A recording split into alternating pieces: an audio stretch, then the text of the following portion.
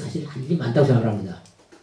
우리 환경을 지키는 일, 이런 사회학, 여러 가지 번지는 사회학, 이런 것도 문학이 꼭 앞장서서 그런 건 안 돼 하고 막지 않더라도 진지하게 우리가 문학을 할 때 그것이 본질적으로 막아줄 수 있다는 거, 그런 것도 우리가 한번 명시 생각해 봐야 된다고 생각해요. 물론 저는 그 문학이랑 예술이라는 게 어떤 목적을 가지고서 한다면 그것은 C급, D급 문학이나 예술밖에 안 된다고 생각을 해요. 제가 작년에 평양을 간 적이 있습니다. 노무현 대통령이 그때 12 선언할 때 저도 따라갔었는데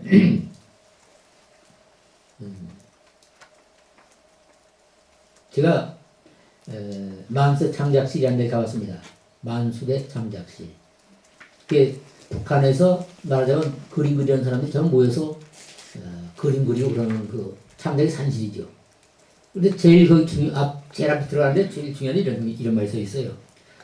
모든 그림의 중심에는 위대한 수령 김일성 동지께서 계시하고, 그리고 모든 인민은 그 배우 위에만 있어야지 앞에 나오면 안 됩니다. 뭡니까? 그래, 주체 예술이라는 거는 김일성 중심으로, 주체라는 건 김일성 중심 주체라는 거죠. 그리고 북한에서는 적어도 예술이라는 거는 체제를 위해서만 존재할 수 있고, 그 체제의 중심에는 김일성, 위대한 수령 김일성이 있는 거니까. 그걸 보면서 주체 예술이라는 게 한계 있구나. 그 그림 같은 것을 보면 아주 굉장히 능숙하게 그립니다. 사람 하나, 손가락 하나, 뭐 시험 하나까지도 아주 완전 무게하게 똑같이 그려놓죠. 그러나 생명감이 없어요. 왜 생명감이 없느냐 하면 주체 사상에 따라서, 그러니까 그 지시에 따라서, 교시에 따라서만 그리지 그리는 사람의 어떤 활기, 생명감 같은 것은 들어있지 않으니까, 그림 그리는 사람의 혹은 글을 쓰는 사람의 힘이 들어가 있지 않은 그림이나 글이 좋은 그림이나 글이 될 수 있겠습니까? 그러니까 목적을 갖는다는 건, 이 직접적인 목적 갖는 건 문학에 있어서 이것은 뭐 바른 문학이 되기는 쉽지 않지만, 그렇다 하더라도 문학 자체로서 어떤 세상을 위해서 보다 좋은 일을 하는 것, 보다 세상을 긍정적으로 만들어가는 그러한 그 성격적으로 그런 것은 좀 가지고 있는 것이 아닌가. 콜롬비아에서는 저는 그런 걸 느꼈습니다. 그런데 무슨 얘기를 하냐면, 콜롬비아에 갔더니 그때 3년 전 얘기죠. 이제 거기도 우리나라처럼 단일 대통령이 한 번 하고 못 합니다. 단임제죠. 그런데 그 이제 당시 대통령이 재선을 되려고 개헌을 하는데, 한 번 그 텔레비에 나와서 그 대통령이라는 사람이 뭐라고 떠들어요. 토역하는 사람은 무슨 뭐라고 하는 소리냐 했더니, 그래서 김대중 뭐 박정희 그런 소리를 해요. 뭐라고 그런 소리냐 했더니, 자기는 대한민국의 박정희 같은 사람에 대해서 경제적으로 발전시키는 일을 할 테니까 다음에 누군가가 나와서 김대중이가 돼달라. 나는 김대중까지는 안 하겠다. 그래서 한 번 더 하겠다. 그렇게 한국이 그렇게 유명해요. 그러니까 자기는 경제 부흥을 시키는 한국의 박정희 같은 사람이 되겠다. 대신 다음에 누군가가 나와서 김대중처럼 민주화를 시켜달라. 그런 뜻이라고 그래요. 그래서 제가 참 충격받았어요. 야, 우리나라 사람들은 항상 우리나라가 별거 아니라고 생각하지만 여기서는 굉장히 하는구나. 그래 또 무슨 얘기를 하면, 거기는 제가 열흘 동안 그때는 대회를 했는데, 매일 거기 초청해놓고 매일 부려먹어요. 하루는 실내에 모임에 부르고 하루는 실외 옥에서 하는 집회 부르는데 가서 신앙독하고 한국 문학에 대해서 조금씩 얘기하고 그러는 거예요. 근데 첫날 나간 날 저한테 굉장히 제일 많이 박수가 터져요. 그게 우쭐했죠. 야, 내가 키는 조금 역시 한국 신누구라는 사람을 여기서 알아두는구나. 그게 아니에요. 신누구라는 사람 이름 아무도 모르고, 다만 한국이 유명해가지고서 한국에 왔다고, 코리아에서 왔다고 그랬더니 막 사람들이 와 하고 소리 지르는 거예요. 왜 그러냐면 콜롬비아에서는 자동차도 한국 자동차가 제일 많고, 거기서 핸드폰을 젊은 사람들이 애니콜 안 들고 다니면 연애 못 한답니다. 거지같이 알아가지고. 그 참 애니콜 들고 다니고. 그러니까 한국에 굉장히 알아주는데, 또 한국을 그렇게 알아주긴 하면서도 또 한편 한국 사람은 굉장히 미워합니다. 그 사람들이. 왜 미워하느냐면 한국 사람들이 지독하답니다. 그 콜롬비아 사람들은 노는 걸 좋아해가지고서 금요일 오후만 되면 벌써 다 가게 문닫고 어디 가고 그러는데 한국 사람들은 한국 가게 하나 들어가면 토요일, 일요일까지 일한답니다. 그래 이웃 가게 다 망하는 거예요. 여기로 다니고 그래요. 취직할 데가 없으니까. 근데 그것이 문제가 아니고 그때 신문에 하나 나온 게 그 출퇴근도를 하는데 애기 봐주는 사람, 밥 해주는 사람, 청소하는 사람이 출퇴근할 때 일단 몸수 제어를 한다는 거예요. 한국 사람들. 뭐 훔쳐갈까 봐서. 그래서 그것이 신문에 나가지고서 한국 사람들이 좀, 야, 지독한 사람들이다. 그거, 몸수에까지 하나. 인건비라는 게 그 사람들 한 달 월급이 우리 돈으로 3만원 밖에 안 되니까, 10만원이면 세 사람 쓰니까 얼마나 똥똥 모르게 살아요. 신바람 나가지고서 사는 거지. 너무 그렇게 해가지고서 인심을 많이 잃은 것도 보고, 또 한 가지 거기서 재미난 걸 본 현상은요. 한번 텔레비를 보고 있는데, 그 반군, 게릴라군의 총사령관이 나와서 인터뷰를 해요. 거기는 총사령관이 방송에 나와서 인터뷰를 합니다. 예. 그 사람이 뭐라고 그러는데 또 한국 사람이 하나 쑥 나와요. 근데 그 구경한 사람들이 막 웃어요. 저건 누구냐 그랬더니 이건 방군 총사령관이 자기가 가장 존경하는 친구를 소개한다고 그러면서 지금 한국 사람을 소개하고 있는 거다. 왜 존경하느냐? 그 사람이 그 반군이 부대 이동할 때마다 가가지고 거기서 우물 파주는 일을 한답니다. 그러니까 물길을 찾아주는 사람이에요. 그래 그 콜롬비아 사람들의 기술로는 물길을 못 찾는데 이 사람이 그 우리나라가 잘 찾지 않습니까? 온천 남대 가서 온천 파는 사람이니까 그걸 해주는 사람이라고 소개하는데 그 사람이 가끔 어디 가서 무슨 일 하는지 모르는데 큰 돈 가져와서 막 교포들 앞에서 술도 잘 사고 그랬답니다. 그러니까 결국 알고 보니까 반군 따라다니면서 물 퍼주는 사람인데 아마 이 사람이 통역하는 사람이 설명이 그래요. 저 사람이 아마 도망갈 생각을 했더니 도망 못 가게 붙잡아 놓느라고 저기 밝히는가 보다. 거기 밝혀지면 나오면 사형당한답니다. 못 나오고 꼼짝없이 평생을 거기 살게 됐죠. 그 사람이 아마 한국서 무슨 사기치고 간 사람 아닌가. 이게 무슨 명예훼손을 걸지 모르지만 그런 생각이 들어요. 월급을 굉장히 많이 받는 사람이랍니다. 한국 사람들이 얼마나 자주 뛰어납니까? 그런 데 가서. 그런 것도 하고. 여하간 그 문학이라는 게, 그런, 아까 좀 그 얘기 하지 말았는데, 그러나 실내에서 하고, 실내에서 하고, 그러면서 다섯 번씩 10번 했는데, 콜롬비아는 희망이 지금 없는 나라로 되어 있습니다. 독재 국가고, 마약이 심하고, 그러니까. 그래서 사람들이 전부 문학의 희망을 가지고서, 옥 내에서도 한 300~400명 꼬우고, 옥에서 할 때는 몇천 명씩 모이더라고요, 사람들이. 그 희망의 메시지를 듣느라고. 그래서 결국 문학이라는 것이 어떤 사회적으로 이렇게 큰 일도 할 수 있다는 것. 그런 것을 콜롬비아에서 확인을 했는데요. 이제 또 하나,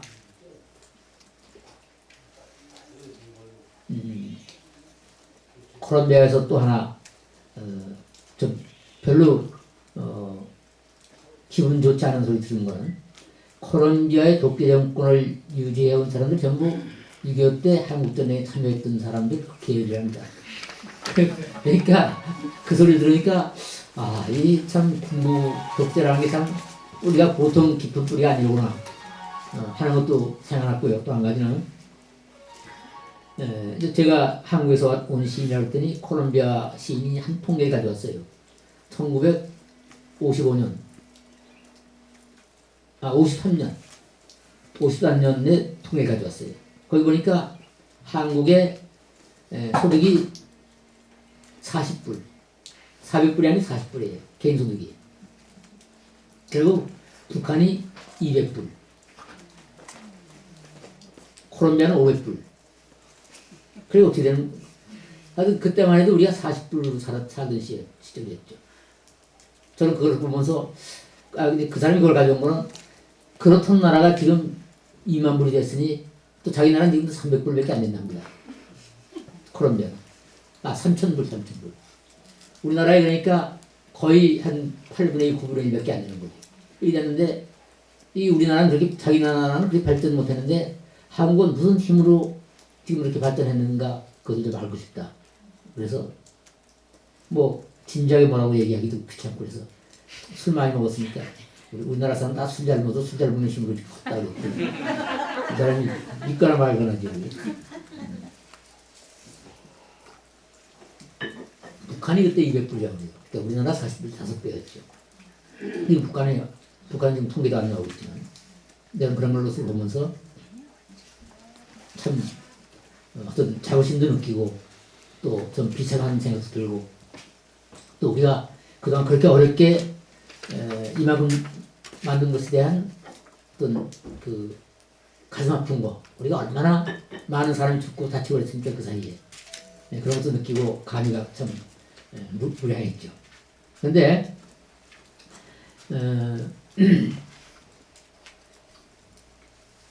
그 6.25 때 얘기를 한 번 더 하면요. 그때면 6.25 당시에는 우리가 40불도 안 됐을 겁니다. 솔직히. 미군 6.25가 나자마자 미군들이 부산에 들어왔을 거 아닙니까? 군사물자 싣고 일본에서 들어왔어요. 하역 작업을 해야 될 거예요. 탱크니 뭐니 이거 다 배에서 내야 되지 않습니까? 한국 노동자들을 동원했죠. 노동자들을 동원했는데 그 일당이 하루에 1달러에 1달러는 어떻게 됩니까? 1,000원 아닙니까 지금? 1,000원 1달러인데도 불구하고 사람들이 너무 몰려들어서 항상 반씩은 집으로 그냥 돌아가지 않으면 안 됐다는 거죠. 김두한이라고 깡패 있지 않습니까? 그 사람이 유명해진 게 거기 가서 그 관여했어요. 아니 1달러라는 게 말이 되느냐? 아무리 우리가 일거리가 없으면 1달러 안 된다. 그래서 며칠 동안 뭐 거의 주먹으로 일을 나가는 사람들은 다 못 나가게 하고 미군들하고談判했죠. 1달러는 말이 안 된다. 우리나라가 아무리 가만하지만 그들이 사람을 깔보면 되냐. 그래서 일주일 만에 2달러를 올려놔서 김두한이가 그래가지고 김두한이가 이렇게 유명해진 거예요. 그냥 주먹으로만 유명해진 게 아니고 딱 그만한 일을 한 일이 있는 사람이죠. 그 대단한 사람 아닙니까? 그래서 미군들에서 그래서 미군들이 쏴죽이려고 그랬다는 거 아닙니까? 그런 것을 불구하고 가서 깡패로서 일 나가는 사람 다 패가면서 또 부산 깡패가 그걸 잡고 있었다는데 부산 깡패를 다 패고 그래가지고서 2달러를 올려놔서 전국적으로 유명한 사람이 됐던 거죠. 그리고 그때 우리가 그렇게 가난했습니다. 그때 우리나라를 영국의 신문에서 뭐라고 표현했느냐면 영국 신문이자 한국 와서 현지 취재를 해고서 6.25가 끝났을 때죠. 휴전이 바로 끝났을 때 한국에 이승만 독재할 때예요. 먹고 살 것도 아무것도 없을 때죠. 와서 보고서 한국 사람이 제대로 자급자족해서 밥 먹는다는 걸 생각하고 밥 먹을 수 있고 또 민주주의를 꽃피운다고 생각한다는 것은 쓰레기통에서 장미꽃이 피기를 바라는 것과 똑같이 허망한 생각이다. 말하자면 세계에서 이것은 구제불능한 나라니까 우리가 원조한다는 거 이런 생각 말고 망하도록 내버릴 수밖에 없는 나라다라고 했다고. 그때 잘 나가는 나라가 어떤 나라였냐면 1954년에 쿠데타를 일으켰던 에집트, 그때 나세를 일으켰죠. 그리고 필리핀, 막사이사이가 지배하는 필리핀, 또 인도네시아, 뭐 이런 나라들이 세계에서 앞으로 가장 가능성 있는 나라라고 했죠. 그때 어느 정도 우리가 가난했느냐면 하도 먹고 살 게 없어가지고서 이승만 네가 대통령 시절에 그냥 초청도 안 했는데 베트남을 찾아갔습니다. 베트남. 그 고딘디엔이라는 사람이 베트남 대통령인데 찾아가서 액을 복걸하는 거죠. 우리가 다 굶어지게 생겼으니까 쌀 좀 달라. 대신 반만 공짜로 주고 반은 예상으로 주면 반은 갚겠다. 언젠간 갚겠다. 고딘디엔이 하도 불쌍해서 쌀을 줬는데 그것이 들어온 것이 안남이라는 거 아닙니까? 우리 어릴 때 먹은 기억 있는 사람이 있죠. 그 안남이 먹고 설사한 사람 얼마나 많아요. 그래도 그거 가지고서 살아났죠. 그 뒤에 안남미를 다 갚지도 못하고 꼬다먹은 다 갚지 못하고 그 베트남이 망했습니다. 그냥 우리 공짜로 얻어먹었지. 또 필리핀한테는 우리가 어떻게 했는지 아세요? 거기 또 막사이 사이한테 또 우리 좀 도와달라. 그 막사이 사이라는 사람이 상당히 훌륭한 정치가 있어요. 그래 도와준다. 우리밖에 너희들 도와줄 수 있는 나라가 어디 있겠느냐. 그래서 한국 유학생 1000명을 보내라. 다 공짜로 와가서 1000명이 공부를 했습니다. 필리핀 가서 공짜로. 그리고 또 한국 쌀도 건조해주고. 그래서 지금 필리핀 노동자들 와서 한국 와서 여러 사람 죽었다고 그래요. 그러니까 최근에 필리핀 집회가 나왔는데 거기다 필리핀 군인이 한국 고아한테 돈을 주는 그림을 넣었답니다. 얼마나 분노의 터진 거였겠어요. 이 한국놈들 옛날에 우리한테 신대중을 생각도 못하고 우리 관세해 이걸 넣는데 저를 확인을 못했지만 그걸 본 사람이 진짜 그랬다고 그래요. 그러니까 그런 거 보면 우리가 정말 외국 근로자들한테 잘해야 됩니다. 이건 좀 딴 얘기지만 한 10년 동안에 외국 근로자들이 우리나라에 가서 죽은 사람이 3,000명이에요. 엄청나지 않습니까? 그 중에는 병나서 죽은 사람도 있지만 공장에서 일하다 죽은 사람도 있고 또 도망가다가 3층, 4층에서 떨어져 내려서 떨어져 죽은 사람도 많고 그래요. 그래서 작년 10월 달에 서울 화계사라는 데서 천도제를 지냈습니다. 그 한국에서 죽은 외국 사람들 너무 원통해서 이런 사람이 그냥 자기 나라 돌아가지 못하고 한국 땅에서 헤맨다면 뭐가 우리가 그렇게 행복하겠느냐. 이 사람들 정말로 비록 죽어서나마 자기 고향에 돌아가게 만들어주자. 그래서 천도제를 지냈는데 외국 사람들이 많이 왔었죠. 거의 뭐 10,000여 명 와가지고 저도 한번 가봤는데 제가 그 조시였었기 때문에 제가 갔는데 막 한 10,000여 명 안에 전부 울고 그래요. 그거 보면서 정말로 우리도 가난할 때가 있었으니까 이런 외국 근로자들한테 잘해줘야 되고 바로 이것이 문학이 할 일이지 지금 우리 문학이 할 일이 또 무엇이 있겠는가. 문학이 하는 건 바로 그런 일도 해야 됩니다. 문학이 하는 건 맨날 잘 사는 미국에 쫓아다니고 영국 프랑스를 쫓아다니고 아까 보르도 얘기를 했습니다만은 보르도도 왜 간 겁니까? 왜 거기서 불렀겠습니까? 우리나라가 포도주를 제일 많이 갖다 먹는다고 그래요. 사실 보르도 포도주 별거 아니에요. 칠레 포도주나 마찬가지인데 괜히 한국 사람들은 겉멋 실어가지고서 보르도 포도주가 제일 줄 알고 사다 먹어가지고서 한국을 초청했는데 그 사람들이 오판한 거죠. 시인들이 돈도 없어서 포도주 못 먹는 걸 모르고 시인들이 잘 먹을 거라 생각했는지 저하고 고은이하고 황기유하고 이렇게 초청을 했어요. 갔더니 뭐 난리예요. 한국 시의 날. 그 이제 대학에 가서도 강연을 하고 또 시청에서도 강연을 하고 그런데 거기서 또 이제 그 한국을 이 사람들은 한국을 문화적으로 존경하는 게 아니고 오로지 한국은 봉이다 생각을 해가지고서 우리 포도주 많이 먹어라 맛있다 그래가지고서 그냥 호텔에 있으면 선물 들어오는 포도주뿐이에요. 거기서 일주일에 있었는데 일주일 동안에 포도주를 쌓아놓을 장소 없을 만큼 선물이 많이 들어와가지고서 다 버리고 다시 했는데 참 아깝죠. 그리고 택배를 보낼 수도 없고 그러고. 문제는 그 보르도 사람들이 우리를 봉으로만 생각하고 자기들 물건 포도 팔아먹을 대상으로만 생각하지 않고 문화적으로 존경하게 만들어야 된다는 거죠. 문화적으로 존경하게 만들려면 우리 문화가 자기들 문화 못지않게 뛰어나다는 것을 알게 해야 되는데 그러려면 우리 문학이 꼭 유럽의 문학 흉내를 내서 뭐 영어로 써도 영어로 시 쓰고 그러지 말고 물론 그렇게 해서 쓸 수 있는 사람도 많지 않지만 또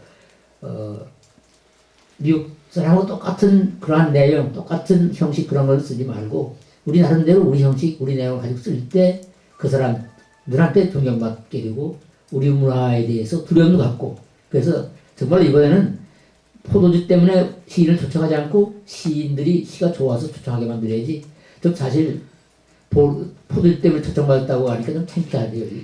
야, 이 신경님이 여기까지 술 잘 먹는다고 소문났나? 이거 무슨 일이야, 이거. 그 문학의 힘이라는 거.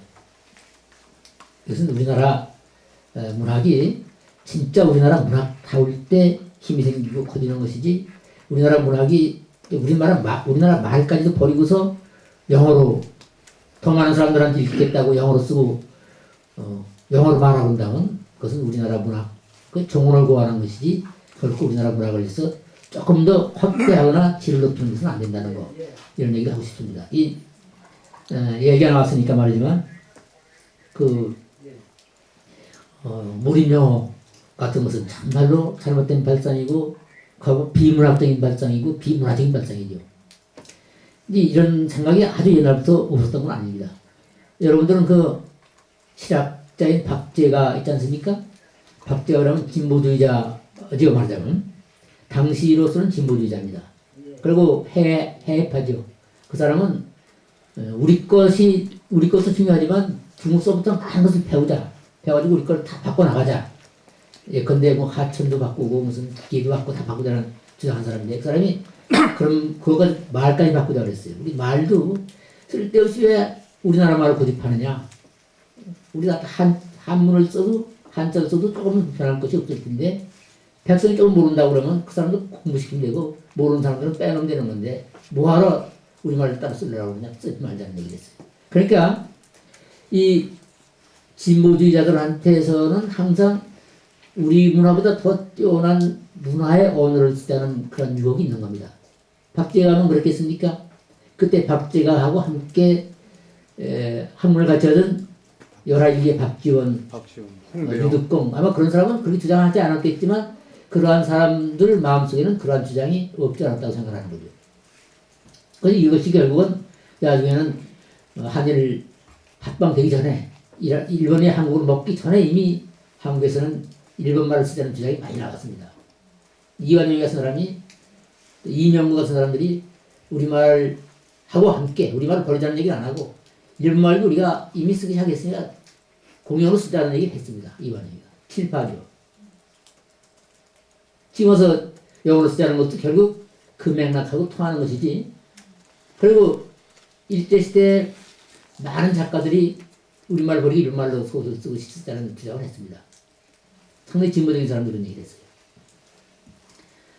그런 얘기 꼭 옳지 않다는 이야기보다는 적어도 문학을 한다는 것은 우리말에 대한 지극한 사랑이 있어야지, 그렇지 않고는 그것은 진짜 좋은 문학이 되기 어렵다는 거, 이것만은 우리가 잊어서는 안 될 것 같아요. 그 일본도 마찬가지입니다. 일본은 이제 난학이라 그래가지고서 네덜란드 학문이 일찌감치 들어왔습니다. 그래 18세기에 들어왔어요. 1700년대에. 그래서 1800년대에는 서구에 대해서 상당한 지식이 일본 사회에는 팽배해 있었죠. 그런데 그 뒤에 영국을 알게 되니까 일본이 깜짝 놀랐죠. 그래 1860년대에 런던 가서 공부하는 일본 학생들이 100명이 넘었다는 거죠. 그리고 우리보다 훨씬 앞선 거예요. 그때 1870, 제가 정확히 생각 안 합니다만, 그 명치 직후에 문교부 장관이 된 사람이 주장을 했습니다. 우리도 이제는 일본어를 버릴 때가 됐다. 일본어를 버리고 서양어를 써야만 금방 서양을 따라잡아가지고서 우리 문화를 전반적으로 올려놓을 수 있다는 얘기를 했죠. 그 주장이 막 포절하는데 일본 보수주의자 있지 않습니까? 밤중에 와서 죽여버리셨는 거야. 그 사람 하나를 죽인 게 아니고 그 사람하고 몇 사람 죽여버렸어요. 그 소리를 하는 사람들이 다 쑥 들어가 버렸죠. 그 얘기를 어디가 대학에서 했더니 우리도 누가 죽여야 되는 거 아니에요? 그건 아니고 여하간 그런 주장이 어느 나라에 있는데, 그러나 그런 주장이 결국은 비문학적인 것이고 반문학적인 것이죠. 결국 그렇게 된다면 문학이라는 게 유지될 수가 없고 이어갈 수가 없고 살아갈 수가 없습니다.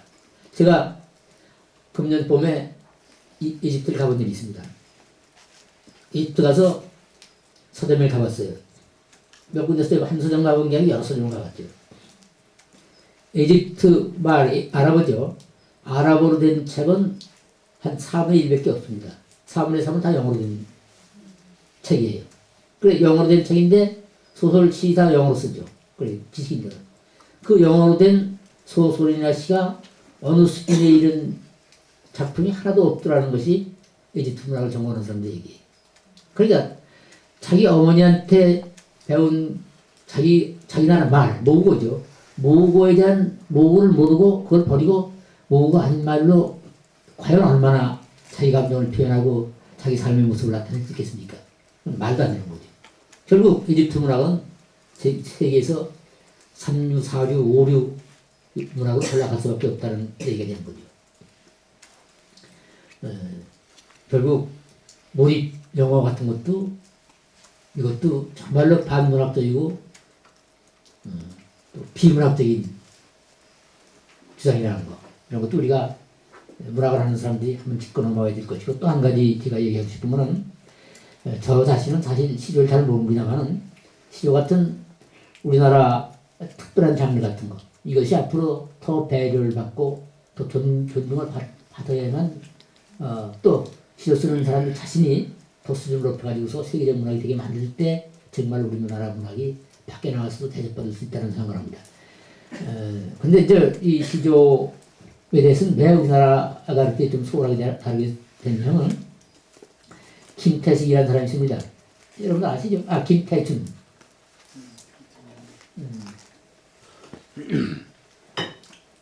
사회주의자죠. 일제시대에 서울대학 교수를 하다가, 그때 경성대대 교수를 하다가, 지금 그때 중공군이 있던 연안, 지금의,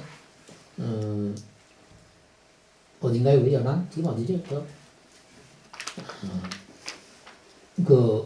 사정반 탕나라 때 수도 장안, 그거 어디라고 그러지? 그때 연안인가요, 지금? 거기로 도망을 갔죠. 도망을 가가지고서 해방후에 돌아왔다가 다시 서울대학 교수로 복귀를 했다가 그 뒤에 이 사람이 남도당에 가입해가지고서 빨치산이 됐다가 지리산에 들어가서 잡혔어요. 그래가지고서 6.25 직전에 총살을 당한 사람이죠. 참 아까운 사람이죠. 굉장한 학자인데 이 사람이 그 시조를 폄하하는 얘기를 했습니다. 뭐라고 하냐면 이 시조라는 것은 양반 계급의 잘못된 형식의 문학이다. 이런 것을 우리의 정통 문학이라고 우리가 주장한다면 우리 문학은 앞으로 더 보수화되고 퇴화할 뿐이지 더 앞으로 나갈 가능성이 없다. 폄하했죠. 그 뒤에 진보주의를 표방하는 모든 문인들이 일제히 나서서 시조라는 걸 이제 버려야 될 때가 됐다. 그렇게 돼가지고서 그렇게 된 거죠. 조희연 같은 보수적인 문인까지도 시조를 폄하하는 얘기를 하고 함부로 했죠. 그런 문학적인 과거가 있습니다.